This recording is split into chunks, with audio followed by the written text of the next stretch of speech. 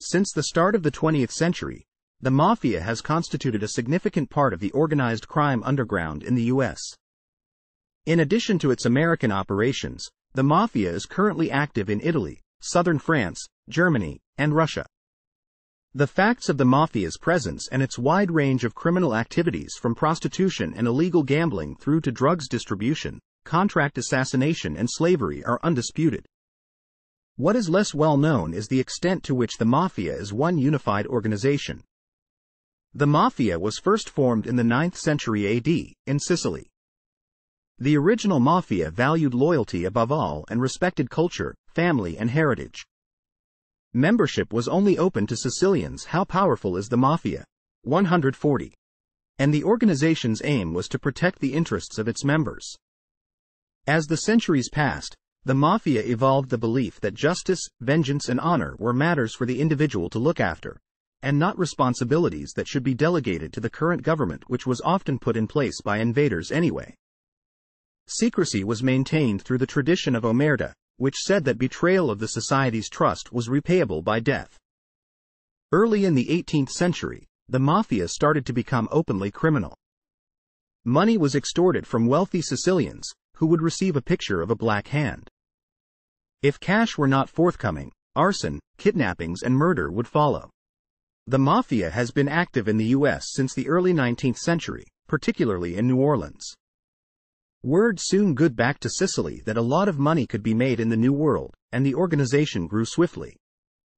In 1924, Mussolini cracked down on the Mafia in Italy and Sicily, and many members fled to the U.S. Ever since its super profitable days of Prohibition, the Mafia has been spreading its influence throughout American political, legal and financial institutions, creaming off vast amounts of money in the process. A unified organization. The Mafia in the U.S. is commonly thought to be a collection of rival gangs, clans that are organized on a family structure and have little but hatred for each other. However, this may be far from the truth.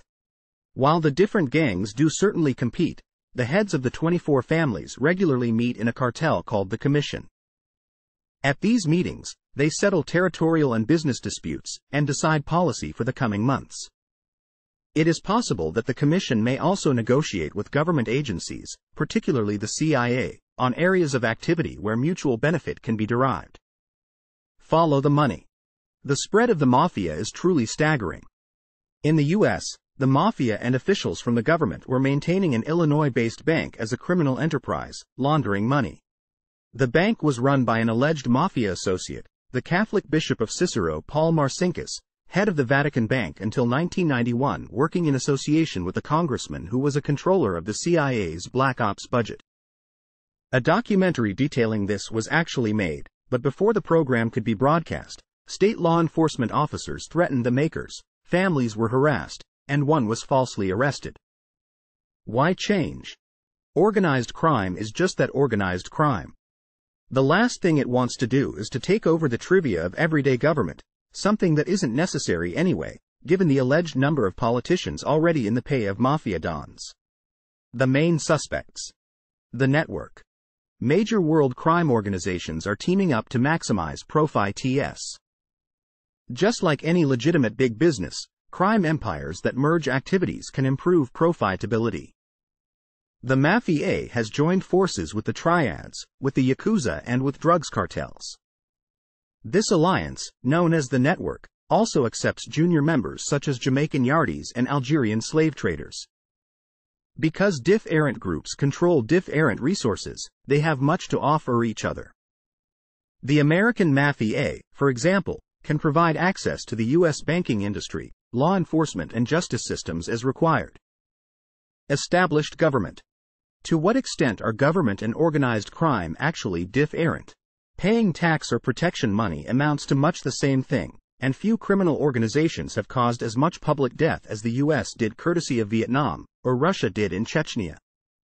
Some conspirologists believe that established governments actually control the Mafia as a way of having authority on the otherwise impossible to govern world of crime. Or could it be? The Freemasons. The Mafia has long held strong ties to Masonry through the shadowy Vatican Lodge P2, that is said to be the most powerful Masonic lodge in Europe. When Pope John Paul I determined to clear the Masons out of the Vatican, having discovered over 100 among the priesthood, he was killed, supposedly by the Mafia. Could the Masons be the power driving the Mafia's relentless advance over the years? Certainly both groups own a lot of judges and policemen.